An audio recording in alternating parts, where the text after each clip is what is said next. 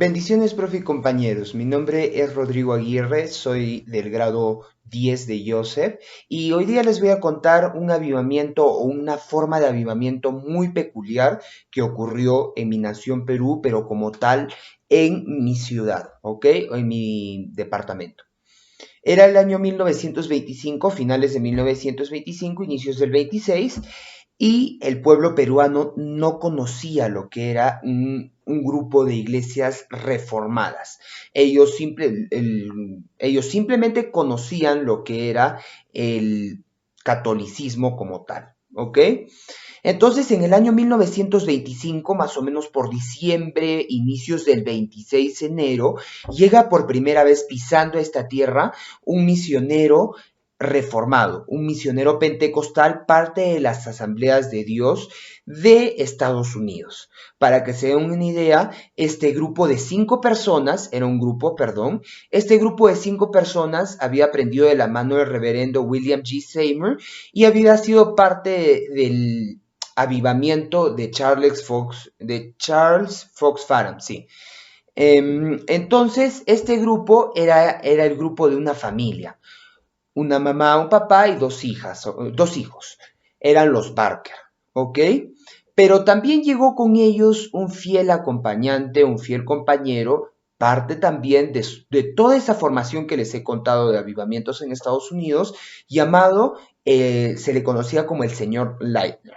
Este Lightner es el precursor también de la iglesia de Panamá y de la iglesia de Hawái, una vez más por parte de las asambleas de Dios de Estados Unidos. Entonces, los Barker llegan al puerto del Callao en 1926. Ellos inmediatamente llegan, salen emprendiendo viaje hacia aquí, hacia Huaraz, Ancash. ¿Ok? Ancash es un departamento que queda a 8 horas al norte de Lima, en Perú. Es el departamento que queda justo pegadito a Lima, el departamento del norte. ¿Ok?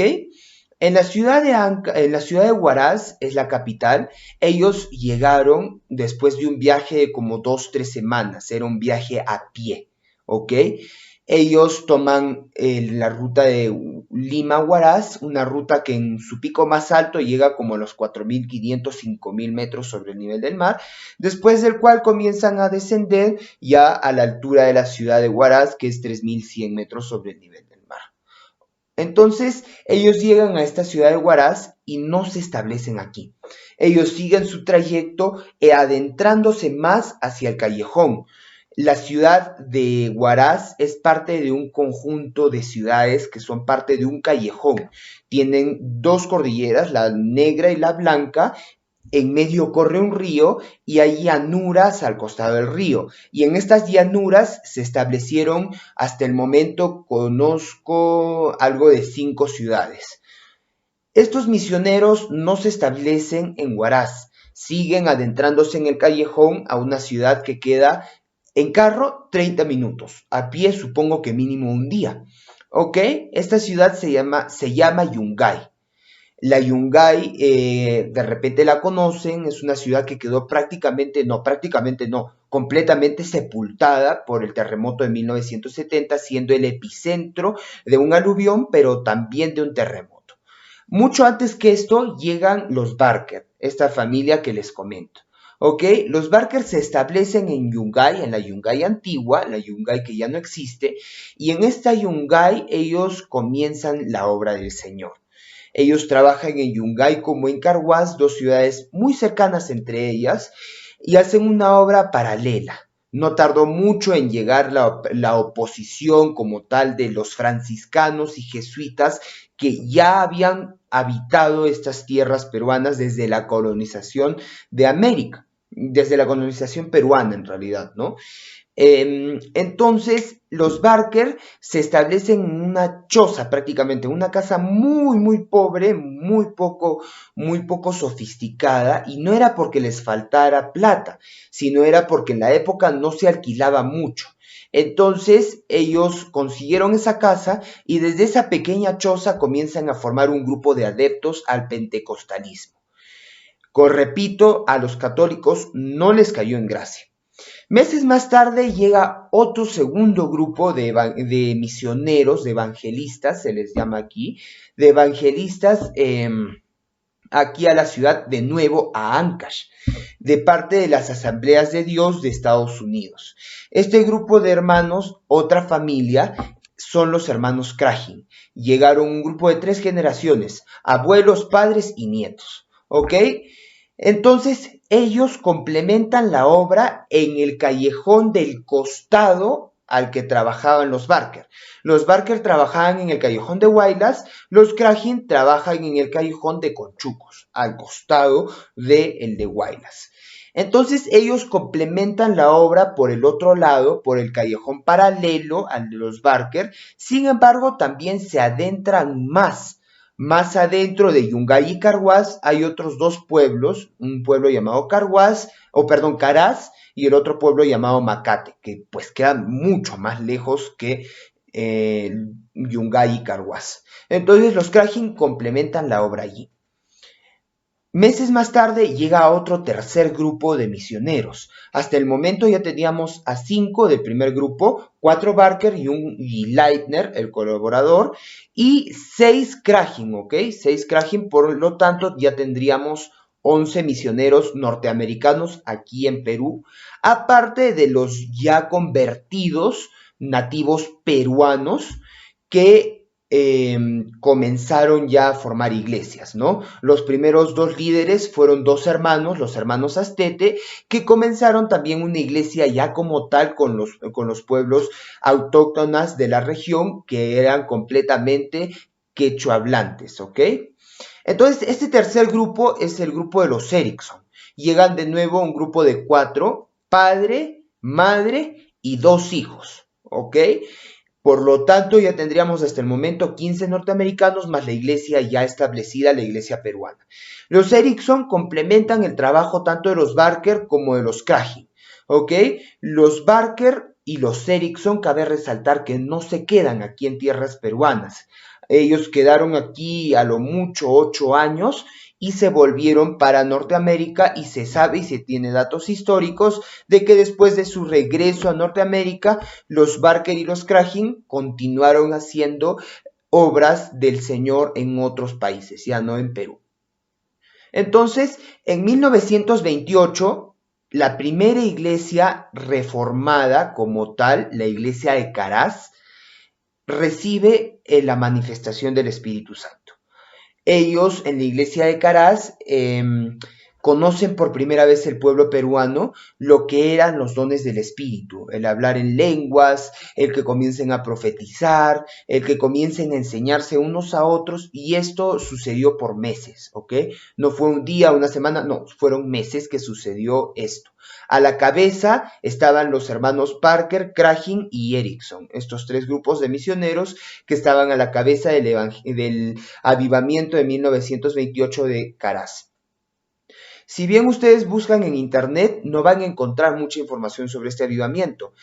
Sin embargo, los descendientes de los Cragin, que hasta ahorita viven aquí en América, en Perú, ellos cuentan lo que sucedió en este avivamiento. Si bien no es por experiencia que los bisnietos, porque ya son bisnietos los que quedan, una bisnieta en realidad, si bien la bisnieta no cuenta por experiencia, cuenta por relato que le contó su madre, la hermana Evangelina Cragin, que por gracia de Dios tuve el privilegio de conocer, una hermana que vivió muchos años, mucho después, es más, falleció más o menos en el año 2010, 2012, por ahí fallece recién la hermana Cragin, la última de los Cragin nacidos, o mejor dicho, que conocieron y habitaron Estados Unidos, ¿ok? Porque esta hermana Evangelina Cragin nace en Ecuador.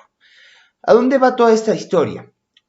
Este evangelio se extendió primeramente en Ancash. El legado que ellos dejan para la nación es que a partir de Ancash todo el Perú conoce al Señor.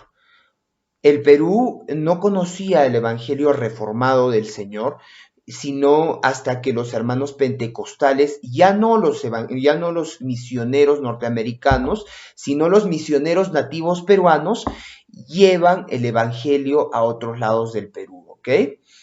Cabe resaltar que los abuelos Krajin, los abuelos mueren aquí por causas naturales, no de muy señores, muy ancianos, sin embargo mueren por causas naturales. Sin embargo, el padre Krajin es asesinado por un grupo de indígenas. La primera hija Krajin, la hermana Rebeca Krajin, ella muere con tifoidea por tomar agua contaminada. Y de los Krajin, y en realidad ese primer grupo de 15 evangelistas que llegaron aquí en los años 1926 a América, a Perú, a Ancash, a evangelizar, solo quedaron dos, la mamá Krajin y la hermana Evangelina Krajin.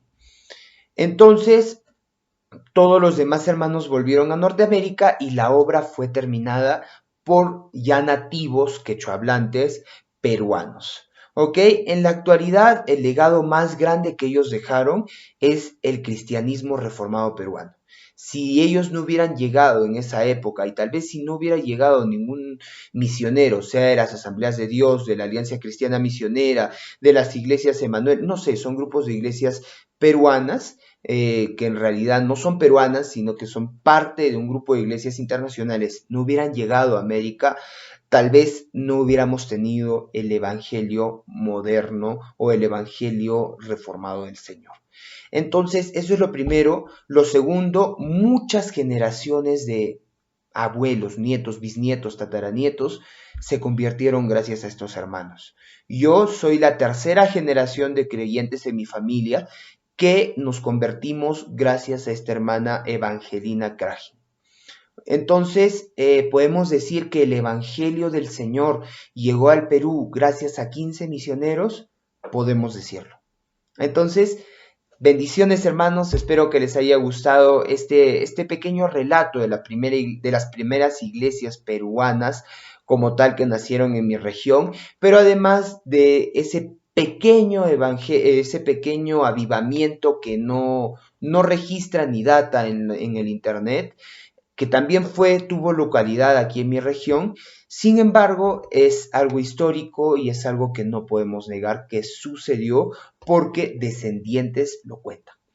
Bendiciones hermanos, será hasta una próxima vez.